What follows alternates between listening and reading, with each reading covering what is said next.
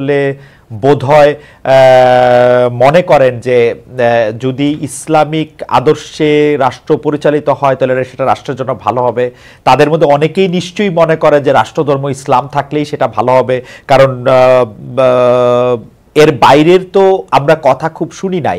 আপনি কি মনে করেন যে আপনার এই বলাটা ভবিষ্যতে একটা শুধু বিরোধিতা হিসাবেই বা একটা বামপন্থা হিসেবেই থেকে যাবে, নাকি আসলে এটা চেঞ্জ হবে? আপনি এক মিনিটে যদি একটু বলেন যে আপনি আসলে কি ভাবেন বা কি মনে করেন। জি, শুনেন, আমরা তো অনেকেই অনেক কিছু চাই, চাইলেই সেটা পাওয়া যায়? চাই, পেতে হলে আমাকে সেই দিকে কাজ করতে হবে। সো ওনারা যদি ইসলামিক রাষ্ট্র ব্যবস্থা কায়েম করতে চান, ওনারা সহ্য ধৈর্য নিয়ে ভদ্রতার সীমা লঙ্ঘন না করে ওনারা ক্যাম্পেইন চালান। যদি সংখ্যাধিক্যে ওনাদের এটা সাপোর্ট করবে, আমার কোনো আপত্তি নাই। কিন্তু কথা হচ্ছে, আমি যেটা আগেও বলেছি, আমি ইসলামী রাষ্ট্র ব্যবস্থা চাইবো, আগে তো মুসলিম হিসাবে আমাকে প্রপার হতে হবে। আমি একজন কোন ক্যাটাগরির মুসলিম? আমি কি একজন ভালো মুসলিম?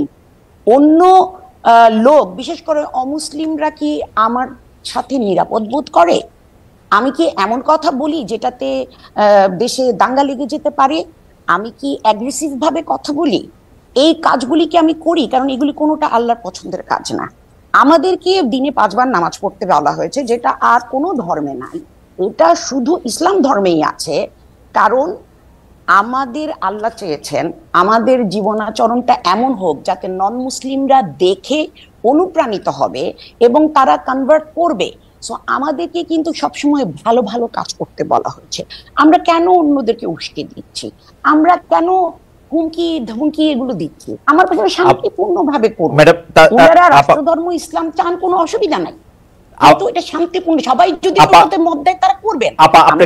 আমার যদি ভালো না লাগে আমি অন্য দেশে চলে যাবো, সিম্পল এজ দ্যাট। কিন্তু এটা নিয়ে ঝগড়াঝাটি, মারামারি, ট্যাগিং, মানুষজনকে খারাপ ভাষায় কথা বলা, এগুলো তো ঠিক না। আপা, আপনাকে ধন্যবাদ। আমরা আসলে আপা যেহেতু এই কথাটা বলেই ফেলছেন যে আমরা একটু বেড়ে গেলেও যে মামুন ভাই আপনি 30 সেকেন্ড একটু বলবেন কিনা এইটা আপার আহ্বানটা সম্পর্কে।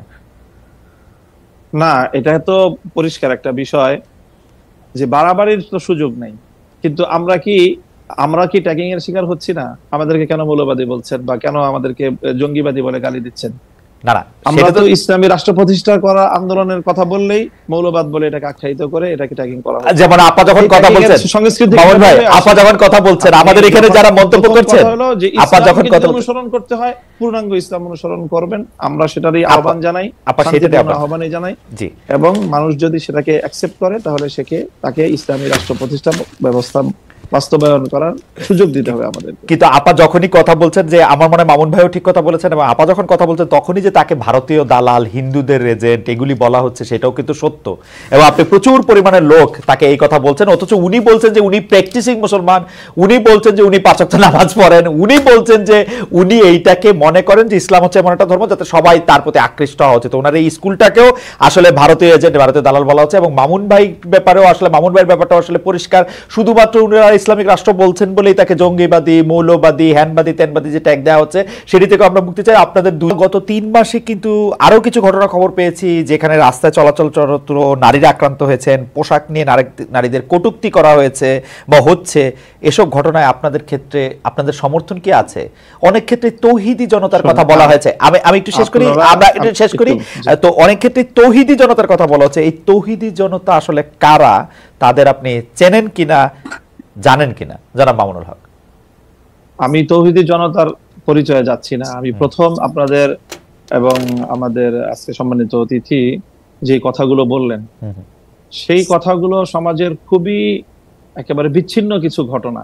আর এর বিপরীত দিকে আমরা এই দেশে এই মানে প্রকৃত অর্থে যারা প্র্যাকটিসিং মুসলিম, আমরা আমাদের বেশভূষায় এবং লেবাস পোশাকে আমরা যে কতটা এখানে নানাভাবে বৈষম্যের শিকার, হেনস্থার শিকার, তার খুব কম দৃষ্টান্তই আপনারা মিডিয়াতেও আনেন। আর আপনাদের এই সাধারণ যেই যারা মহলে চলাফেরা করেন, আপনাদের খুব কম আমার মনে হয় এটা জানাশোনা আছে।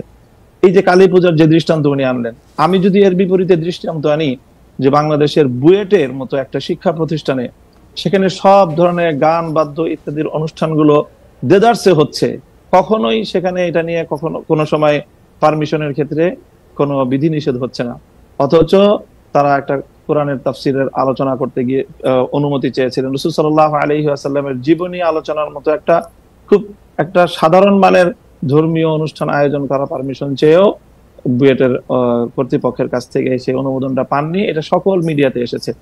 ঢাকা বিশ্ববিদ্যালয়ের কথা যদি বলি, এই ঢাকা বিশ্ববিদ্যালয়ে আপনার কত বছর, কত যুগ পর্যন্ত ইসলামের নামে কোনো ছাত্র সংগঠনকে আপনারা একটা প্রোগ্রাম করতে দেয় নাই, অথচ সেখানে অন্য সব ধরনের ছাত্র সংগঠনগুলো তারা কার্যক্রম পরিচালনা করছে।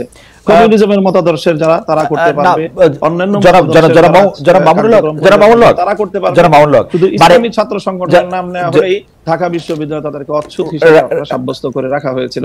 এই বিষয়ে তো কোনোদিন ওনারা কথা বলেন। একটু জানতে চাইছি যে ইসলামের নাম নিয়ে কোনো প্রোগ্রাম ঢাকা বিশ্ববিদ্যালয় হয় না, কিন্তু অন্য কোনো ধর্মীয় আলোচনার বা কোনো এরকম কোনো প্রোগ্রাম কি হয়েছে? মানে আসলে তো ইসলামের নিয়ে অনেক ধরনের প্রোগ্রাম ঢাকা বিশ্ববিদ্যালয়ে হয়েছে, সেটা আমিও জানি, ইসলামের নিয়ে অনেক কিছু হয়েছে। ব্যাপকভাবে দেখেন, প্রায় প্রতিটি হলেই খুব সুন্দরভাবে সেখানে হিন্দু ধর্মাবলম্বী সংখ্যা কত সেটারও কোনো হিসাব করা হয় না। তাদেরকে নির্বিঘ্নে হলের মধ্যে জাঁকজমকপূর্ণভাবে তারা পূজোর আয়োজন করছে। আমি জনাব মামুনুল্লাহ ঢাকা বিশ্ববিদ্যালয়ের ব্যাপারটা একটু বলি। আমি একটু ঢাকা বিশ্ববিদ্যালয়ে তখন সেখানে অনুমোদন পাওয়া যায়। আমি ঢাকা বিশ্ববিদ্যালয়ের কথাটা একটু বলি। ঢাকা বিশ্ববিদ্যালয়ে আরবি, ইসলামের ইতিহাস ও সংস্কৃতি, ইসলামিক স্টাডিজ যেটা ইসলামী শিক্ষা সহ, ফার্সি সহ এবং আরো বেশ কিছু জায়গায় নিয়মিত এই ডিপার্টমেন্টগুলিতে নিয়মিত কোরআনের তাফসির, কোরআনের গল্প, কোরআনের থেকে বিভিন্ন উদাহরণ, হাদিসের বিভিন্ন রকম কথা, এগুলি নিয়ে নিয়মিত সেমিনারের আয়োজন করা হয়। নিয়মিত কিন্তু এগুলি করা হয় একাডেমিক কার্যক্রমের অংশ হিসেবে, এবং সেইটা শুধু একাডেমিক কার্যক্রমের অংশ হিসাবে না, মানে সেইটা যে সিনেট হল এর মধ্যেও অনেক সময় সেটা হয়ে আসছে, হবে, মানে সেটাতে কোনো, কিন্তু আপনি বলছেন যেটা হয় না। আমরা ঢাকা বিশ্ববিদ্যালয়ের আমি ঢাকা বিশ্ববিদ্যালয়ের একজন অধ্যাপককে জানতে চাই, ঢাকা বিশ্ববিদ্যালয়ের অধ্যাপকরা একজন বলতে চাই ঠিক একই ভাবে যে কালী পূজার যে ঘটনা ম্যাডাম বললেন, সেটাও অবশ্যই ঘটনা সম্পর্কে তো আমরা বিস্তারিত জানি না, হয়তো কোনো ছাত্র বিচ্ছিন্ন হবে সেই ধরনের কিছু করে থাকতে পারে। সেটাকে হিন্দু ধর্মাবলম্বীদের বিরুদ্ধে একটা অভিযান বা একটা ভূমিকা হিসাবে চিহ্নিত করার কোনো মানে আমাদের কাছে তো প্রমাণ। আচ্ছা, আমরা একটু ম্যাডামের কাছে প্রকৃত অর্থে যারা দাড়ি টুপিওয়ালা মুসলমান হিসাবে ইসলাম ধর্মকে তারা সকল ক্ষেত্রে প্র্যাকটিস করতে চায়, বিশেষ করে রাজনৈতিক ক্ষেত্রে যারা আমরা ইসলামকে প্র্যাকটিস করতে চাই, আমরাই হলাম প্রকৃত অর্থে বাংলাদেশে আসলে সংখ্যালঘু, এবং আমরাই সবচেয়ে বেশি বৈষম্য এবং নানা ধরনের অত্যাচার এবং নিপীড়নের শিকার।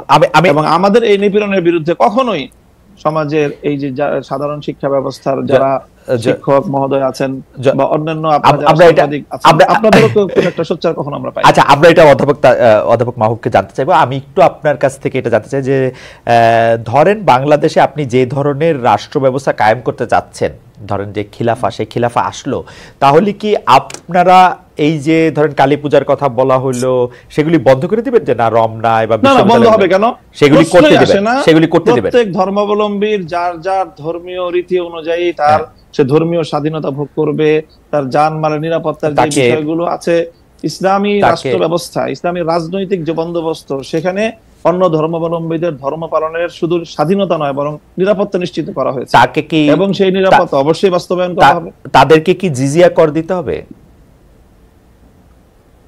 এখন আমি প্রথমেই কথা বলি যে